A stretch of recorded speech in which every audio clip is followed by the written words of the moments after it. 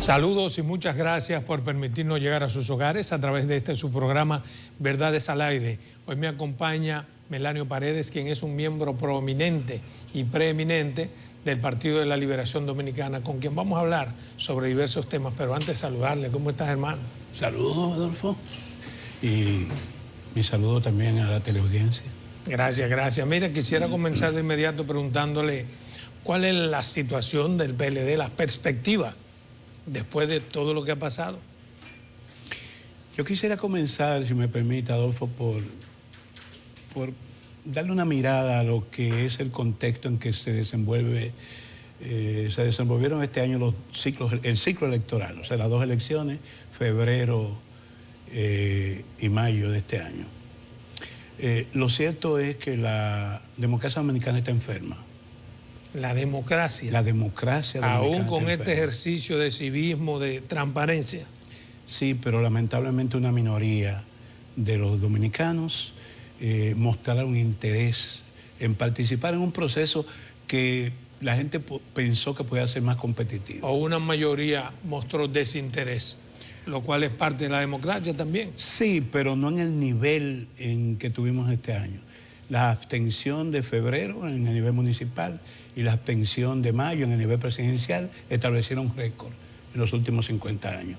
Y eso es preocupante. Es preocupante porque se entendía que este proceso, dada las circunstancias que mostraban las encuestas, toda la propaganda gubernamental, uno pensaba que más dominicanos y dominicanas podían participar. Sobre todo las propias encuestas hablaban de una desafección, de una preocupación de la mayoría de la población dominicana por los temas de costo de la vida, inseguridad, deterioro de los servicios sociales. Sin embargo, la población electoral no se manifestó así. El gobierno, con todo su aparataje, llevó a votar a sus adeptos. La oposición no tuvo el mismo éxito. O sea que esa población... ¿Por qué no tuvo el mismo éxito? Porque entiendo que la oposición no impactó como se esperaba. Se anunció en un momento dado y tuvo un cierto repunte en términos de los opositores al gobierno, la Alianza Rescate RD, pero en todo el trayecto de esas acciones, tanto en el nivel municipal como en el nivel presidencial y congresional, no hubo una sola acción de esa alianza que mostrara que era compacta, que era sincera y que proyectara a esa mayoría opositora que había posibilidad de parar la reelección. Entonces, ¿qué tiene que ver la democracia con todo eso? Si tú analizas, y creo que la población lo entenderá, si tú analizas el top 5 en términos de los que salieron beneficiados con el favor popular en el nivel congresional y de diputados, como en el nivel municipal, tú tienes que ponerle un asterisco. En todos los casos, los candidatos a senadurías o a diputaciones en todo el país e incluso en las municipales aparecen como personas de alguna forma vinculadas al movimiento de capitales.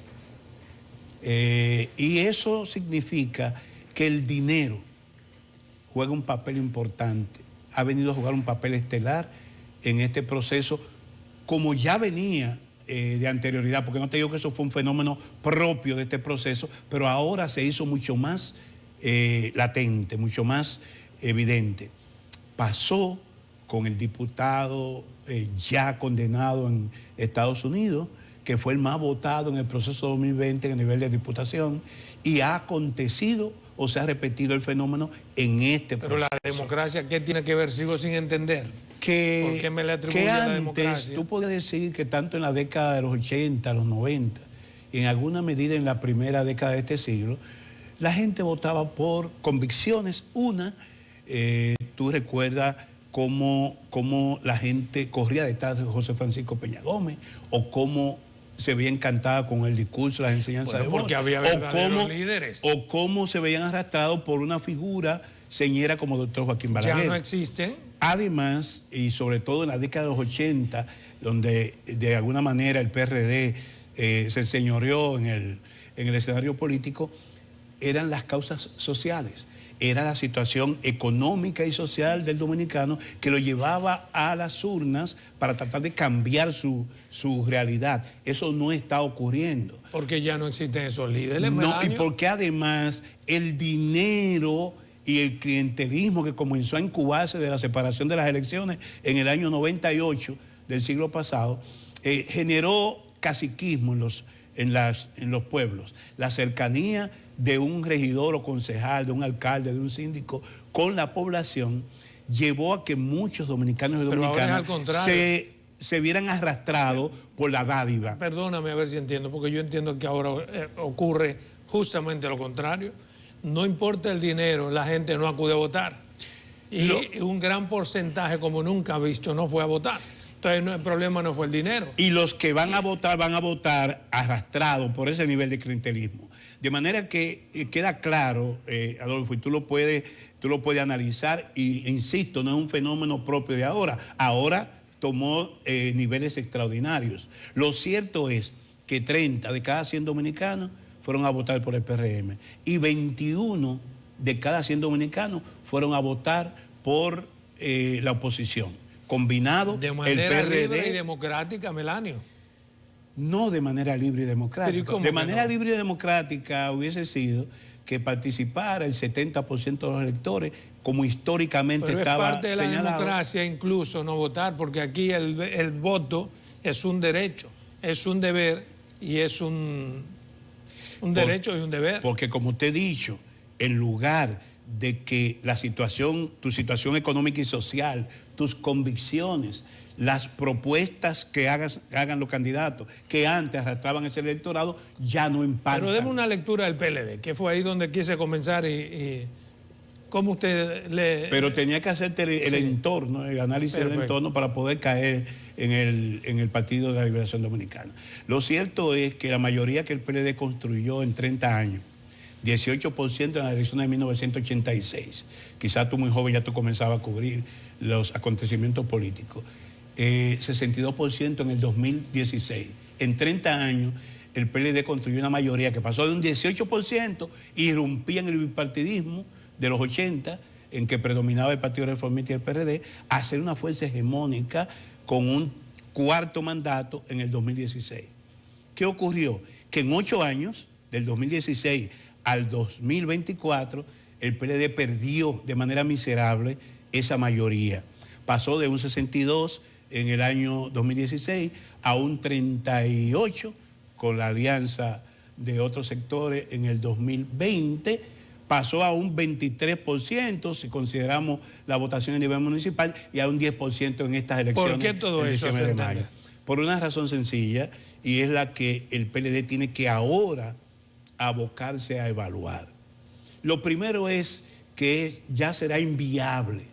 Y lo será inviable no solamente para el PLD, para la Fuerza del Pueblo y para el propio Partido Revolucionario Moderno, que aun cuando con una retórica de cambio ha reproducido ese modelo clientelar que le dio éxito relativo al PLD en sus años de mucho poder.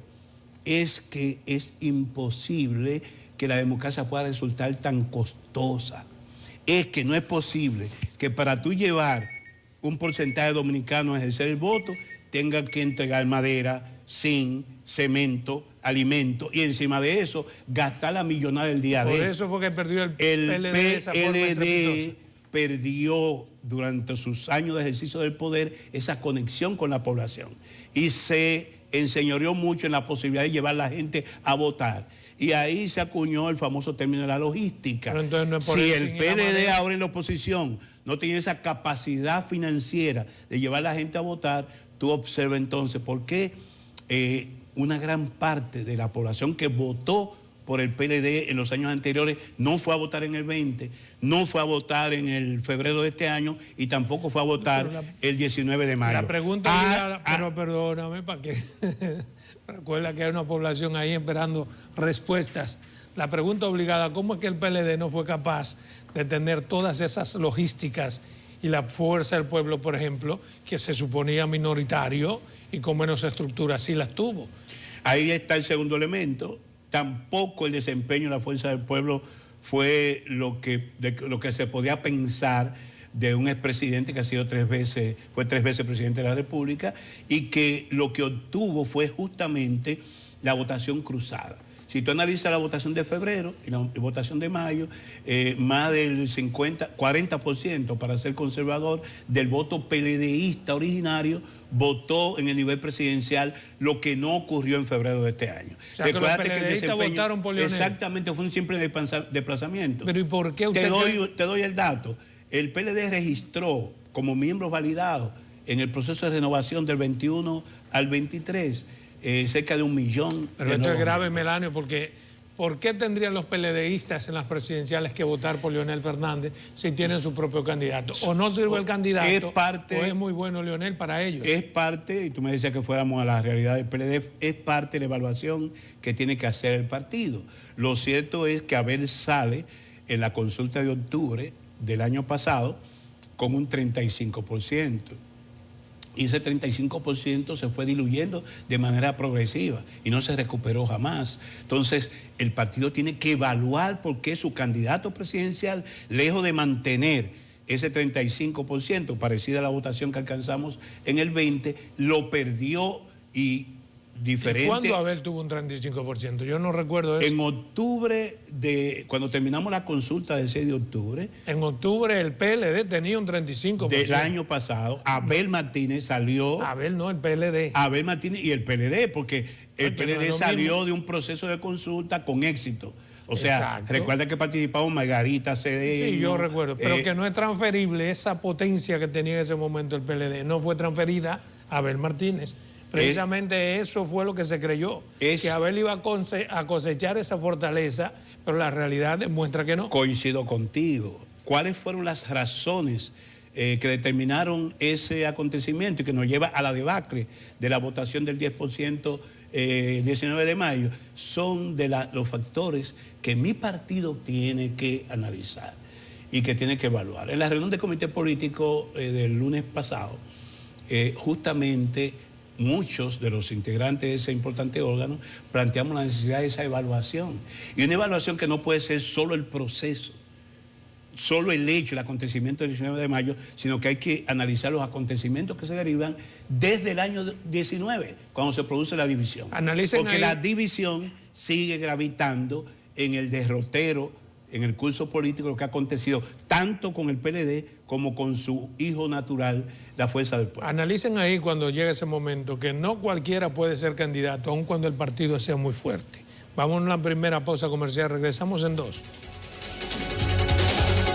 Bien, continuamos con esta interesante entrevista con Melanio Paredes. Mire, el PLD ha sido sacudido con esta debacle y decidió una reunión, pero no pudo ni siquiera llegar a ponerle el nombre a la reunión que iba a poner. Le iban a poner Reinaldo Pared Pérez y ni siquiera para eso hubo consenso. ¿Por qué? Yo hacía un símil de cuando una persona tiene una caída. Tú te caes de tus pies y rápidamente te levantas y te limpias la ropa y te preguntan, ¿te dolió? Tú dices, no, no me dolió.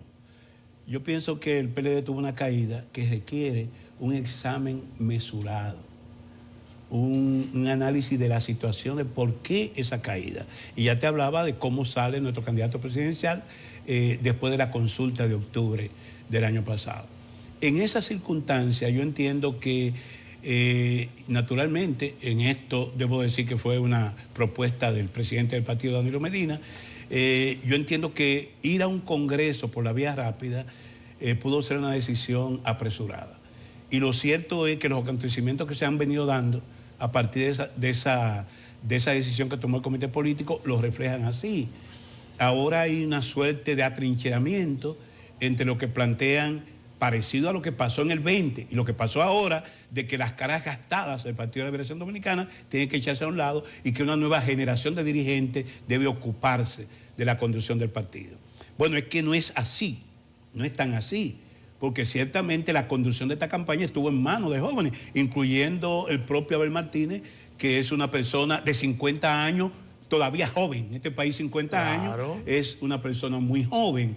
Y ciertamente es probable que personas de un largo ejercicio en la administración pública la gente ya no lo vea con algún atractivo, pero la experiencia nunca es desechable. Claro, mire, esa decisión de Danilo y de Charlie Mariotti de no postularse, de anunciar que no se postularán a la misma posición, ¿qué lectura usted le da? ¿Usted cree que es conveniente anunciar eso ahora?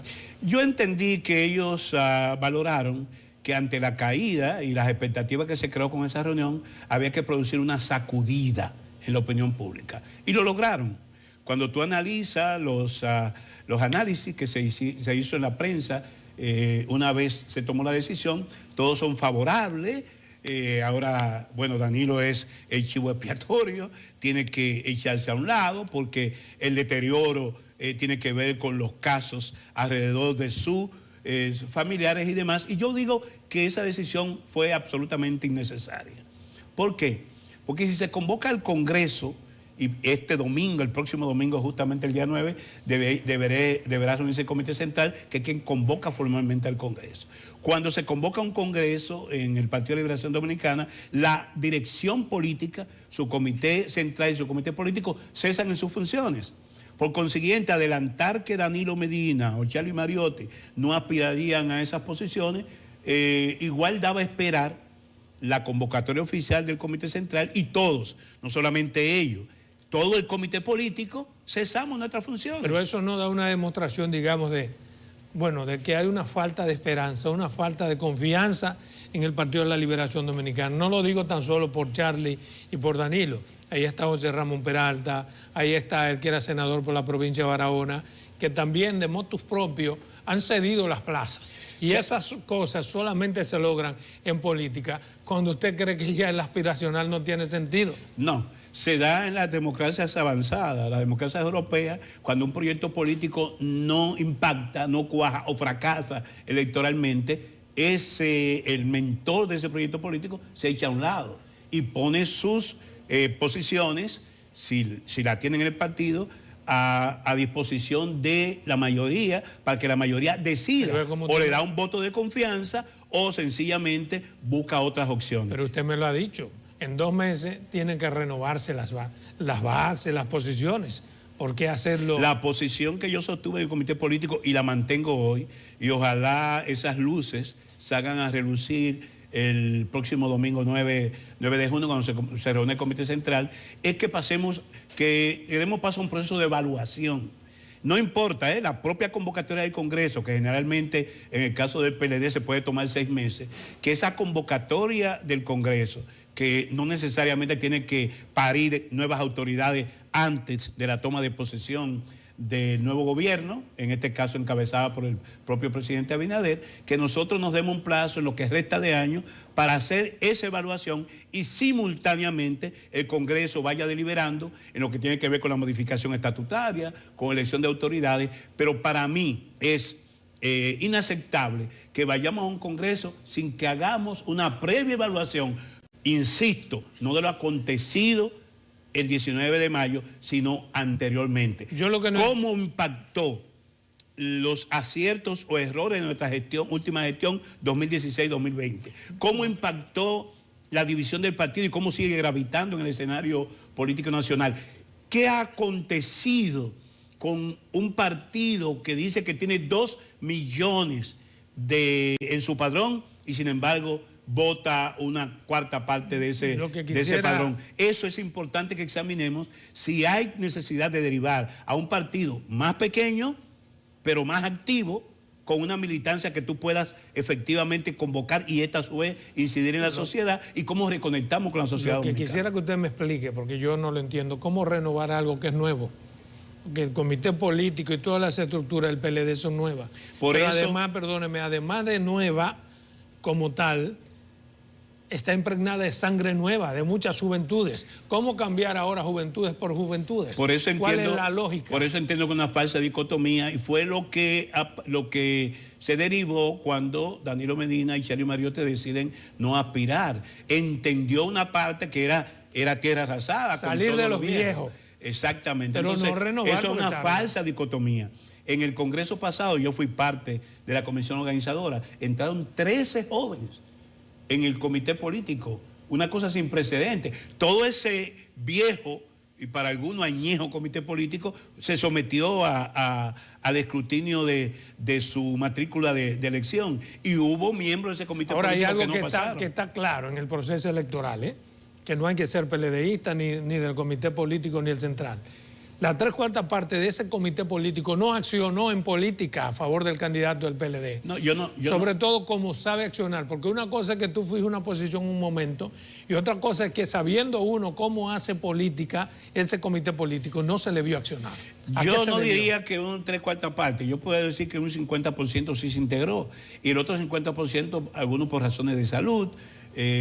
Yo te voy a dar el caso de Euclides Gutiérrez Félix. O sea, Euclides ya es una persona que se mantiene en el comité político, una persona muy apegada y arraigada. Escribe todos los días. Ajá, pero no pudo escribir 10 veces, exacto, digamos, al mes a favor de su candidato. Pero ya es una persona que no puede integrarse activamente en una caravana, en una actividad. Ahora, pero no es caravana que lo también quiere. Depende de la conducción de la campaña. Explíqueme eso. O sea, sí, en la campaña se entiende que caras nuevas y sangre nueva es lo que se debe presentar a la población para impactar. Es probable que pensaran que el candidato, por ejemplo, muy raras veces, tú lo viste participando en un programa de televisión o incluso en sus intervenciones públicas, en las propias actividades de masa, acompañados o haciéndose acompañar de miembros de la vieja guardia del Partido Dominicano. ¿Por qué usted cree que por ejemplo, en el caso mío, yo participé de la primera actividad que hizo Abel Martínez en su recorrido por La Vega. ¿Por qué se daba ese fenómeno? Yo acompañé al candidato a Estados Unidos en el único viaje que hizo al exterior. Y Danilo Medina lo acompañó en la mayoría de los recorridos que hizo por todo el país. ¿Por qué se daba ese fenómeno? ¿Por qué él no se hizo un tema de concepción. Yo pienso que se replicó la campaña de Gonzalo. Los asesores muchas veces, que son asesores internacionales, que nada conocen la idiosincrasia del pueblo dominicano, en ocasiones recomiendan erróneamente decisiones que no la toma el candidato, porque se contratan los asesores para que el candidato se oriente en las líneas maestras, en las líneas estratégicas, por lo que dicen los asesores.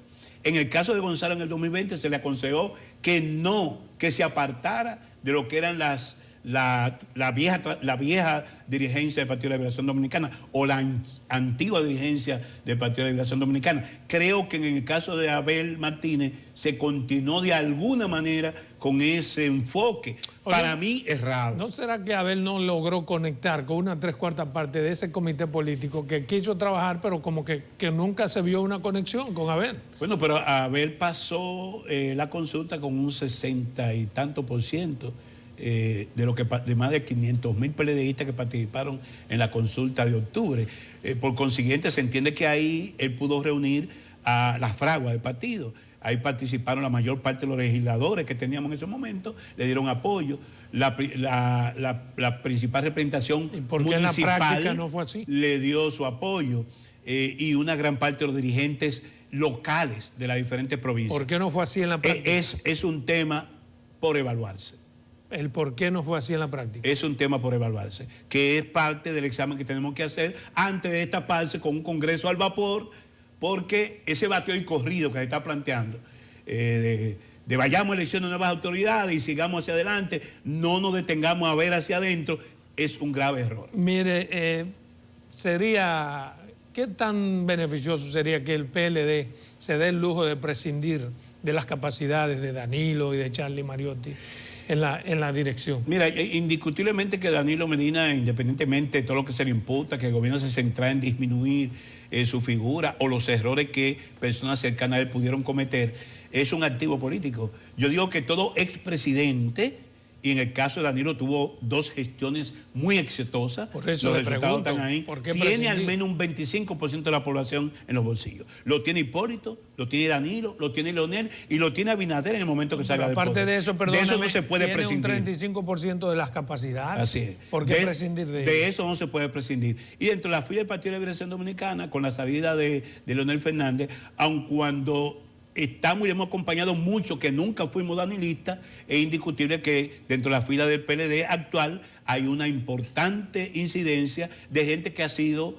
cercano, seguidores de Danilo Medina por todos estos años. Bien, tenemos que irnos a una segunda pausa comercial. Cuando regresemos quiero que me conteste. ¿Aspirará a presidente o a secretario general del partido? 2 minutos. Bien, continuamos aquí con esta interesante entrevista con Melanio Paredes. Antes de irme a pausa comercial, le preguntaba, ¿aspirará a secretario general o a presidente? Le pregunto de forma taxativa, porque creo que usted, además de que se ganó ese derecho, siendo del comité político de los pocos que estuvo ahí haciendo de tripas corazones, tiene todas las demás condiciones que se necesitan. Mira, Adolfo, yo nunca me he aferrado a posiciones. Incluso recuerdo que mi última aspiración, y la logré, fue siendo diputado en el año 1990, cuando te conocí. Tú muy joven, ya cubriendo la Congreso Nacional. En el año 98, el Comité Político me asignó o me designó como candidato senatorial por San Cristóbal. Y hasta el 10 de mayo, que muere José Francisco Peña Gómez. Pero no me haga historia, Melanio, porque te he hecho una pregunta muy directa. Yo apenas tengo 4 años en el Comité Político, mientras que tengo 50 años de militancia en el PLD. Yo, siendo un mozalbete, saliendo de la fila de la universidad, del Frente Estudiantil, participé y me integré a principios del año 74, y no me saquen la edad, todavía no tenía la mayoría de edad. Pero yo lo que entiendo es que en este momento todo el que pueda aportar debe ser sometido a la consideración de la base. Pero mi pregunta no es si usted cree que la gente debe aportar. No puedo decirte que en términos individuales aspiro. Ahora, yo he sido un soldado del partido toda la vida. Y iré a donde se me asigne. Si es saliendo del comité político como simple miembro, estaré ahí siempre que el partido mantenga los principios y los valores por los cuales fue fundado. De otra forma no tiene sentido que yo pueda seguir ver si entiendo, dentro del partido. Porque ya yo estoy muy viejito en esto, son 30 años en esto. Me va a venir con el clásico de que a usted hay que aspirar. Si el comité entiende que yo, oposición, yo estaré aquí. Mira, o sea, lo que no pasa, aspira, lo que pasa es que este es un momento muy delicado, Adolfo. Permíteme, porque ya el presidente Danilo Medina dijo eso, pero ya hay un proceso y quizá una primicia para ti. Se ha estado gestando un movimiento entre los seguidores de Danilo Medina para que revoque su decisión. Y se están recogiendo firmas. Para que Danilo retire Para que Danilo retire. Y se mantenga. Y se mantenga. Naturalmente, como reacción a el otro extremo de unos jóvenes irredentos que han planteado tierra arrasada con la vieja guardia. Entonces, como hay esos dos extremos, yo prefiero mantenerme en el equilibrio, es decir, no, la unidad del partido es sobre todo. Si queremos recuperarnos, yo entiendo que sí, aunque hay notables comunicadores que yo lo considero mis amigos, como tú, o sea, que es gente que opina y que han sido críticos. Yo creo que es importante que se pueda ser crítico con las organizaciones políticas. Hay ya comunicadores que dicen que el PLD debe pasar ya al otro mundo, que debe dejar que se muera. No, un partido de valores, de principios, que viene de una fragua, no creo que desaparezca tan fácilmente. Yo voy más lejos, yo creo que el PLD no debería darse el lujo de prescindir de las capacidades de Danilo Medina. Así es, yo pienso que es un activo importante. Si él no quiere seguir por lo que representa su estado de salud y las tensiones que implica reconstruir el PLD en la etapa en que nos encontramos, bueno, él estaría en el comité político de pleno derecho, pero no puede pasar. No pueden hacer un concilio de ancianos, como decía Rafael Herrera, equipo de asesores. No puede pasar, como decía Rafael Herrera, a partir del descalabro que tuvimos en el 90, cuando Bosch no alcanzó la presidencia de la República, a pesar de que como partido alcanzamos la mayoría. Decía Rafael Herrera, no pateemos a Juan Bosch, sin que equiparemos, porque hay diferencias notables. Claro. Yo entiendo que en el partido no podemos patear a Danilo Medina,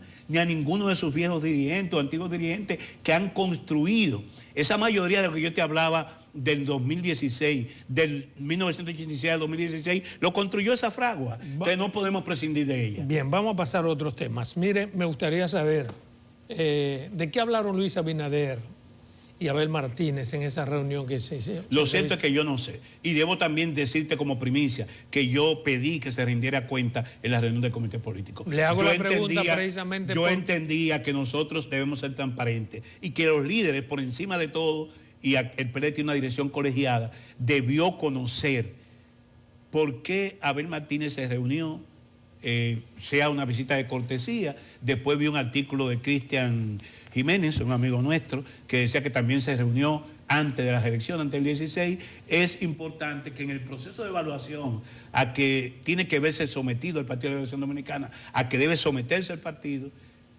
ese tipo de... Le hago la pregunta entonces de otra forma.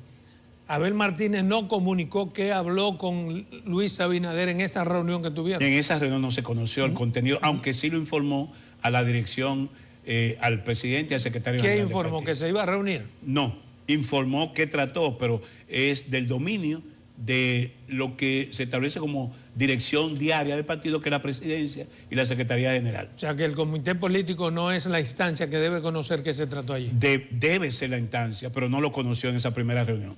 Me imagino que en las reuniones sucesivas podrá conocerlo. ¿Tiene Abel, digamos, de manera particular potestad para apoyar a Luis en alguna cosa? El Partido de la Liberación Dominicana nunca se ha regido, no es un partido unipersonal ni individual.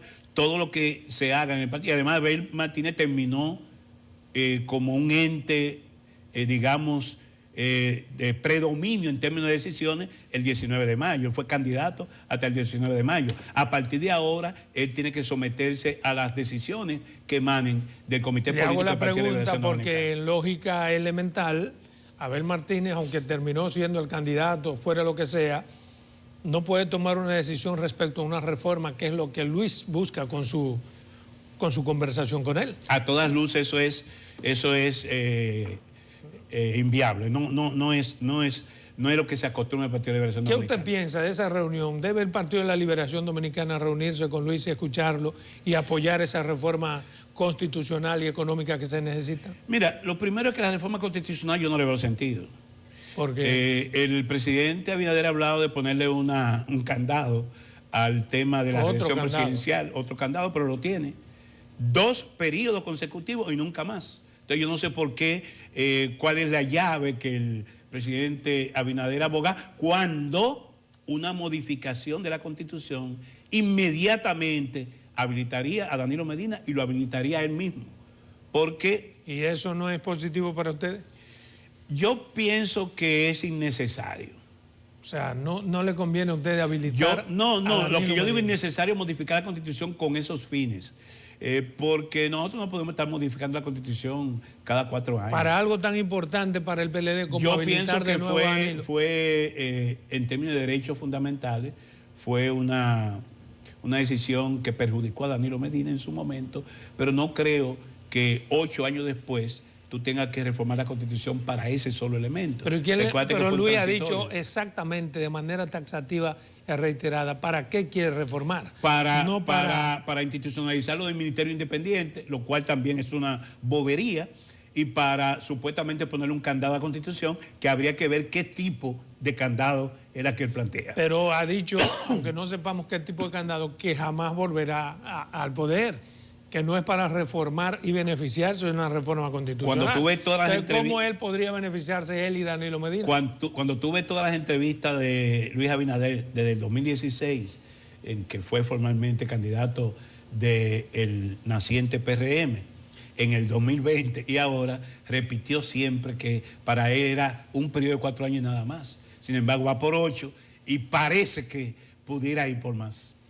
Bueno, mira, me gustaría saber su opinión respecto de los elementos ya fundamentales de la reforma. ¿Cree que se necesita ciertamente una reforma? Ya me dijo que la constitucional no, pero en términos económicos del país necesita reforma.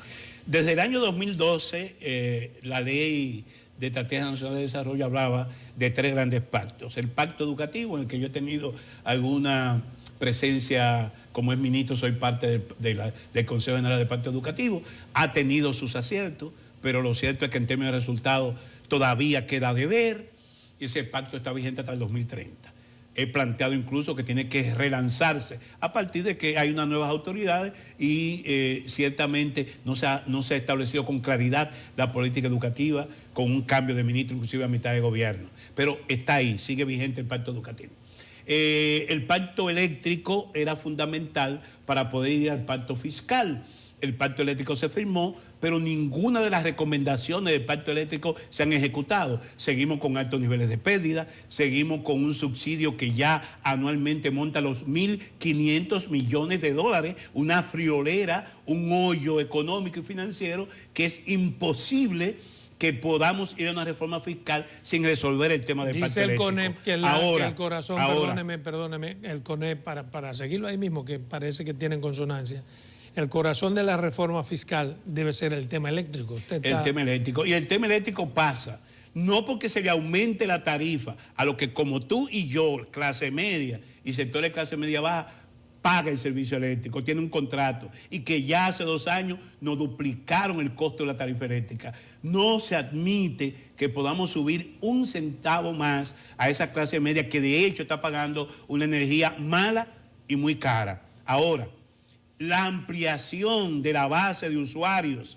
que este gobierno no lo hizo el anterior, este gobierno que se planteó hacerlo tampoco lo ha hecho, y la reducción de las pérdidas técnicas o por distribución de la red de distribución de energía eléctrica, tampoco tenemos indicadores que digan mejoría, todo lo contrario, ha habido deterioro. En esas condiciones, yo entiendo que es muy complicado ir a una reforma fiscal en que se incrementarían impuestos para resolver deficiencias estructurales que acusa la economía dominicana. Naturalmente, todos los organismos de crediticios, los organismos que manejan el orden económico internacional, hablan de la necesidad y de lo impostergable de esa reforma fiscal. Yo apostaría a que la fiscalidad, no la reforma fiscal, la fiscalidad que implica que es un instrumento para establecer en qué área nosotros vamos a apostar para el desarrollo sano de la economía dominicana, tiene que ser considerado en un terreno, pero en es que un la escenario reforma como fiscal no es necesariamente lo que pasa por el sistema eléctrico. ¿Hay condiciones o no para que se haga una reforma fiscal? ¿Es necesario o no? Es que es impostergable, eso es lo que parece. Entonces, que una reforma que hemos ido postergando de manera irresponsable con los años, porque tiene unos costos políticos, tendremos que ir a ella ahora sí o sí.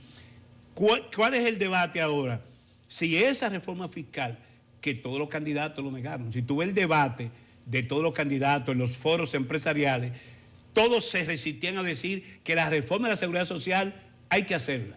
Y hay que hacerla porque tú no puedes ir, después de pasarte 30 años cotizando, a una pensión irrisoria y todos los dineros que se ha acumulado en la famosa AFP. Ese es un tema que tiene que buscarse solución.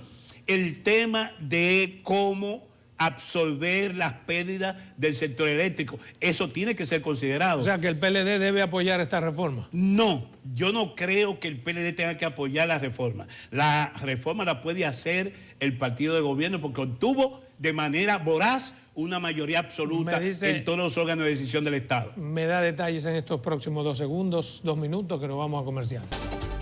Bien, continuamos aquí con Melanio Paredes. Me decía usted que no está de acuerdo con que el Partido de la Liberación Dominicana apoye la reforma fiscal que necesita el país. ¿Por qué ese es un tema de nación? El Partido de la Liberación Dominicana tiene que estar al lado de la población en este momento crucial porque atraviesa la sociedad dominicana, para decirle al gobierno, sin que tengamos un solo senador ni una fracción de diputados que sean determinantes, pero sí acompañar al pueblo. ¿Para qué? Para que la reforma impostergable que tendrá que hacerse establezca con claridad qué sectores de la economía premiar por su buen desempeño y qué sector de la economía castigar por su pobre desempeño, eliminando las exenciones. Ese instrumento de la fiscalidad debe servir para ver si nosotros vamos en auxilio de la población vulnerable del país, si vamos a apoyar las MIPYMES, si vamos a apoyar a los emprendedores, o por si al contrario, esta reforma debe propiciar que los sectores que han acumulado durante todos estos años con crecimiento económico alto sigan beneficiándose de los beneficios de una economía que, como dice la iglesia, crece pero no se irradia. Ya no somos nosotros. Y tú sabes, cada homilía que como este Jueves Corpus lo hizo el arzobispo de la diócesis de Santo Domingo, dice que ese crecimiento económico no ha beneficiado a la mayoría de la población. Cuando hablan los curas, cuando hablan los obispos, lo que hacen es recoger el sentir de su feligresía. De manera que hay insatisfacción con las bonanzas que hemos y ha propagado este gobierno que hemos tenido con el auge del turismo, con el auge de otros sectores, pero lamentablemente los elementos de pobreza y de informalidad se mantienen creciendo. Pero usted sabe lo que se busca con esa reforma económica. El gobierno busca, por el documento que hemos visto, recaudar más del 5% del PIB, cuando lo que necesita para poder enfrentar el déficit son 3,5% del PIB. Veremos como lo hizo anteriormente el gobierno, va a circular documento en que diga que se van a grabar las compras por internet, que se va a ampliar la base del ITEVI a todos los productos, que se va a grabar las bebidas, eso nunca se queda, lo que parece popular. Sin embargo, al fin y al cabo, el gobierno se va a contentar con recabar lo que pueda, y que va a andar en el orden del 3 a 3,5% del PIB, y parece que recortar el impacto de la medida sería lo que se ofrece como caramelo a la sociedad. Vamos a tener dificultades, Salomón. ¿Por qué? Porque el propio nivel de endeudamiento... Entonces, ¿cómo enderezamos, perdóneme, cómo enderezamos la maquinaria económica a los niveles que necesita el país si los partidos de oposición se oponen a algo en lo que están conscientes, intrínsecamente conscientes de que hay que modificar, de que es necesaria la reforma económica? ¿Por qué no apoyar algo? Es que la población no le dio respaldo a la oposición, no miró hacia la oposición, que había hecho oferta. En caso de Abel Martínez hizo planteamientos muy concretos sobre cómo recuperar la economía en los próximos años. No, miró hacia el PRM. Entonces, tenemos que esperar a ver qué plantea el PRM como contenido de esa reforma. Y yo lo que he dicho, lo que nos queda a la oposición, particularmente al Partido de la Liberación Dominicana, es estar al lado del pueblo para que esa reforma no implique un mayor deterioro de los indicadores sociales. ¿Por qué? Porque afecta directamente su calidad de vida. Nosotros tenemos opinión que la podremos poner sobre la mesa en el momento que se conozca la orientación de esa reforma fiscal a que está obligado el O sea, que ustedes van a hacer oposición a la reforma fiscal. No. ¿O creen que el gobierno debe hacer su reforma solo con la mayoría que le ha dado el pueblo en ambas cámaras? Melanio Paredes entiende que el Partido de Liberación Dominicana, que no ha discutido el tema, deberá estar al lado de los intereses más sanos de la sociedad dominicana. Sí, lo que se plantea son reformas que vayan a perseguir una mejor calidad de vida dominicano, estaremos apoyando. Si va a afectar a los sectores mayoritarios de la población, haciendo recargar la crisis de un alto endeudamiento, de un déficit fiscal creciente, de un déficit cuasi fiscal del Banco Central que en 40 años se ha podido superar, entonces tendrá la oposición. Es lo que opina Melanio Paredes. ¿Esa reforma debe hacerse en este gobierno o en el próximo gobierno? Tiene que hacerse ahora, es impostergable. En este gobierno. Es que, óyeme, este gobierno... Y nosotros, es natural que el endeudamiento no viene de ahora, pero se incrementó de manera extraordinaria en estos 4 años. Me refiero a este cuatrienio. Sí, es que si no se hace reforma fiscal, a este país, a este gobierno se le van a cerrar todos los canales que le ha permitido navegar con un déficit que se cubre con bonos soberanos o con un endeudamiento externo. Pero entonces deberían ustedes apoyarla, sabiendo todas esas consecuencias que usted está explicando a su país. Que los culpables, la necesidad del deterioro de las finanzas públicas de este cuatrienio resuelvan el problema. Pues los culpables vamos a ser nosotros, los de abajo, que sentimos los Mire, los yo no soy de rigores. los que apuesta que el gobierno le vaya mal, todo lo contrario, porque de otra forma sería politiquería. Yo apuesto a que nosotros podamos salir indemnes de este paquetazo fiscal a que estaremos siendo sometidos, y que no se produzcan convulsiones sociales, que de alguna manera se ilumine la mente de nuestros actuales y futuros dirigentes de la cosa pública, para que la reforma, que parece impostergable, afecte lo menos posible a los sectores que no pueden más cargar. Siendo usted lo que es un socioeconómica. hombre del establishment, que sabe, conoce los números macro del país, ¿por qué niega que haya habido un crecimiento económico? No, lo cierto es, y he tenido acceso a análisis sobre la perspectiva financiera, que tuvimos el peor año de crecimiento el año pasado, con un crecimiento parasitario de 2,6%, pasando de ser una de las economías de mayor crecimiento en toda Latinoamérica a ser de la de menor crecimiento. Que la perspectiva para este año, aunque el Banco Central ha hablado de un crecimiento de 4,5, no necesariamente pudiera ser así si comenzamos como se establece en el documento que ya está circulando, que se van a eliminar exenciones al sector industrial, que se van a eliminar los incentivos al turismo, que se va a agravar, se va a ampliar la base que contribuye con el ITEVIS a todos los bienes y servicios.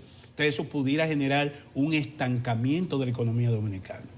Y lo cierto es que el nivel de endeudamiento, de pago del servicio de la deuda y de poder acometer el 4% para la educación, poder atender los servicios sociales y mantener a flote el tren gubernamental requiere de más recursos. Para decirte en un dato, en enero de este año 2024, el gobierno invirtió 44% de sus ingresos solo en el pago del servicio de la deuda, no del capital, del servicio de la deuda. Y eso es insostenible. Una cosa que pienso yo debe ser importante también para la reforma económica y para la sostenibilidad del país.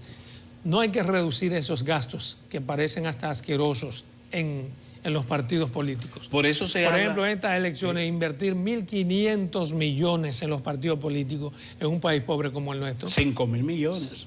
¿Usted no cree que eso es hasta pecaminoso? La política fiscal, o cuando yo hablo de la fiscalidad, tiene que tomar en cuenta los dos aspectos, ingresos y egresos.